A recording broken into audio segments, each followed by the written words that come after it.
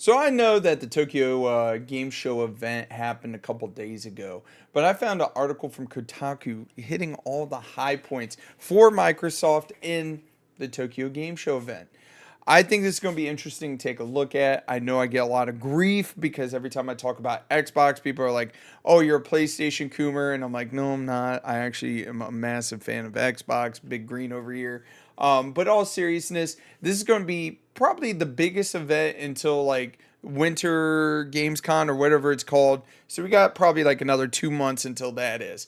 So let's take a look. Let's see what Microsoft has to offer, especially with all the controversy that surrounded Microsoft at the beginning of the year. That being that they're taking a lot of their first party titles and bringing them to Nintendo and Sony's consoles, and any Xbox exclusive isn't exclusive because it's also coming to the PC. So let's take a look at this article. There's 20 slides to go over. There's all kinds of goodness. I already took a peek. I mean, it's not a bunch of goodness, but we'll see. So let's get into it. First things first, new Metal Gear Solid Delta Snake Eater trailer gives first look at 4K Revolver Ocelot. Um, I mean, I guess it's nice that they're doing a remake of Metal Gear Solid 3, Snake Eater. That game was a ton of fun. I remember playing it on I think it was the PlayStation 2. I played it on, but I'm not sure if I'm going to end up buying this game. I can definitely see why they went with this route because it is a masterpiece. Let's go into the next one. Overwatch 2 gets a My Hero Academia mashup. I mean, I understand why Microsoft's announcing it because they now own Activision Blizzard. There was no BlizzCon this year. In my opinion, Overwatch 2 is definitely a it's a game. I mean, I really enjoyed the first one. I checked out the second one, but I have not played it at all. I think that this was like kind of an announcement that nobody saw coming, but nobody really cared about. Next one, Immortal Pillars expansion coming to Age of Mythology Retold. Age of Mythology Retold upgraded the classic fantasy RTS with new visuals and features, but most importantly, it brought the game from the PC to the Xbox Series X and S. An expansion featuring Chinese gods got a tease today, but there's no release date for Immortals Pillars yet. We'll see. That's interesting. StarCraft 1 and 2 hitting Game Pass in November. I think this is a big one, but the thing of it is, it's hitting Game Pass, but for the PC. It's not coming to the Xbox Series X or S. This is going to be for the PC only. Um, a cozy sim into a BMX like. I am not like this game. I watched the trailer. I'm not going to play it because of DMCA's. This trailer is just like meh. Various mini games, no release date. A cute little raccoon riding around on a bike doing BMX tricks. Thread of Time is another glorious, and gorgeous looking HD 2D RPG. Whoo! I say that 5 times fast. Don't get me wrong, I love me some 2D RPGs. I may actually have to check this one out. We love Katamari. Okay, I will. I love Katamari. If you have not played Katamari Damacy or Katamari Reroll or We Heart Katamari, whatever it is, I highly recommend it. I remember playing the original on the no, it wasn't on the Xbox. It was on the PlayStation 2, and I fell in love with it. Like it's one of those games where you can just sit around, have a couple brews, and like just roll your ball, pick up everything, try to save the galaxy. It's kind of like a dumb, easy game. It's relaxing. Punk beta coming to Xbox in October. Me personally, undeterred by Concord, Hero Shooter Fragpunk is marching ahead with its closed beta in October. I, I'm not going to lie. If the closed beta does terribly, and doesn't do, or it doesn't pull the numbers that Microsoft wants, I would not be surprised if they pull the plug and just be like, "Hey, we're taking the L. We're just going to call it a day." Fragpunk, I watched a little bit of trailers on it, but it does not intrigue me. These hero shooters, there's just so many of them to the point where it's just kind of overwhelming. Will I check it out? Probably not. Action RPG looks like a rad and a new deep dive. I hate these deep dives. Give me some gameplay. Give me some trailers. Like, let's see what the game is instead of listening to the leads of the development team talking about their experience on the team. I mean, on the, making of. That's just me, though. Um, I'm getting a major Freedom Wars vibe from Synduality Echo of Adia. It's a PvPvE third person extraction shooter with AI companions and custom mechs. It's an overwhelming mix, but it looks dope. Today we learned the game is out January 24th, 2025. This is another one that I have zero interest in personally because, I mean, the PvPvE does sound a lot like Titanfall, and especially with the third person. But the thing of it is, oh man, extraction shooters, another genre that is a dime a dozen. You need to do something different to make yourself stand out from the rest of the competition.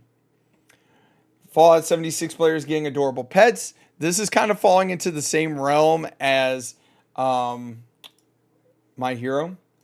I really don't care. I remember playing. Now, don't get me wrong. I did play Fallout 76 when it first came out. A lot of people tell me I need to go back, give it another try. Personally, I zero interest. I tried to play it when it first came out. It was a broken mess. And then, like, I heard about all the monetization in the game. It's kind of a big turnoff. And it makes me wonder if they're going to charge for this, which it doesn't sound like. It says the update is expected to arrive sometime in December. But you can have dog meat now in Fallout 76. Um, Suikoden remastered. Don't blaze me too much in the comments with that. We'll have plenty of quality of life perks. Like I said, it's another 2D HD remake, and it has the first and the second game in this package with quality of life perks and upgrades. We'll take it. Multiplayer party puzzle game. All you need is help is out today. No real interest because it, like, here, we'll take a look. Like, personally, this kind of looks. What was that game? It was Sackboy. It just doesn't appeal to me, if that makes any amount of sense. I know there's probably people out there that it appeals to. The visuals for this does look pretty good. I'll give that, I'll give that to him. It looks pretty good with the visuals, especially with how it looks like yarn and all that stuff. Boom. But I don't think, honestly, I haven't, like, three other friends that would be willing to play said game with me. Next one, Slitterhouse trailer shows off new horror gameplay. Let's take a look. I Woo! It's another one where they're talking to the developer. Like I said, it's just kind of like neither here nor there. Like, me personally, I don't care for listening to the developers talk about their games unless it's like a deep dive, if that makes any amount of sense. So let's take a look. I mean, the visuals look great on this game, but if it's a day one Game Pass thing, I might actually play it, if that makes any amount of sense. We'll have to bring back Scaredy Cat Saturday. The Starbites Taste of Dessert looks neat as hell. This is the first time I'm hearing of Starbites Taste of Dessert, and it has my attention. It's a turn-based sci-fi RPG. Got my attention. Featuring mechs and a decent art style. You're rummaging across the desert Oh my god, I said dessert. For junk and fighting stuff. This look reminds me of vaguely of Mega Man Legends. I'm intrigued to find out more. Wait, you're just saying it looks like Mega Man Legends? I do like when video games kind of give like that is, I mean, the art style really isn't cell shaded, but it looks really good. It does kind of look like Mega Man Legends with how the graphics are. And turn-based games, man, there's just something about turn-based games and the strategy that goes into a turn-based game I absolutely love. The next one, Dragon Quest III HD 2D remakes, includes a new class. Words are hard today.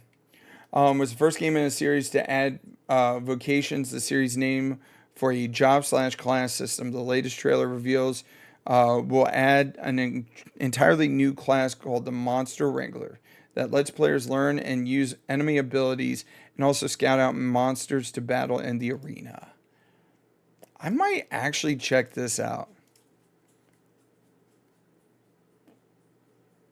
I haven't played a monster, I mean, not Monster Hunt, a Dragon Quest game in a long time.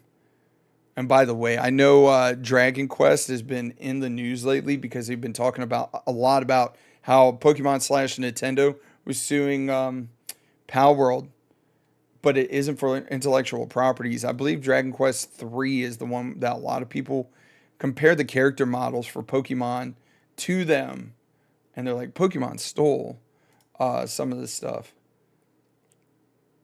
Yeah, I'm definitely checking that out. And then, of course, the big one, Square Enix. Um, every classic Final Fantasy is now available on the Xbox X and Series S. The Final Fantasy Pixel Remastered Collection brings the first 6 games to the console today, while the rest, minus Final Fantasy 11 and 16 and Remake and Rebirth, were there previously. The collection isn't a Game Pass edition yet. Okay. And it's no Final Fantasy 16 port announcement, but it's the best Xbox fans are getting at the moment. Um, if you haven't played any classic Final Fantasy games, like I highly recommend it. You got Final Fantasy 1, like 1 I've beaten I don't know how many times. Final Fantasy 2 I've beaten like 2 or 3 times. Um Final Fantasy 3 was never brought here to, well, it was brought here to America, but it wasn't brought to America until it was on like the DS, which is crazy. Final Fantasy 4, Final Fantasy 5, 6. I mean, I'll take it. I love it. But this is the big one. It's Mana Game Bonanza on Game Pass. Square Enix also announced a bunch of Mana ports for the Xbox. Trials of Mana, the remake of the third game for SNES, which wasn't localized until recently, arrives on the Xbox Series X and S, and Game Pass PC and Ultimate alongside the HD remaster of Legends of Mana, the PS1 game with the fascinating but obtuse mix of city builder and crafting sim mechanics. The Legends of Mana games are actually really, like, they're a lot of fun. They're beautiful. They're 2D side scrollers, just like most of the other Square Enix games or most of the other RPG games we've talked about today, such as Dragon Quest and Final Fantasy. I think this is gonna be awesome. And I mean, I got Game Pass, so I might as well play it, right? Let's go full screen. So of course, with Microsoft bringing all this to the forefront during the Tokyo Game Show event, a lot of these things are going to be RPG related.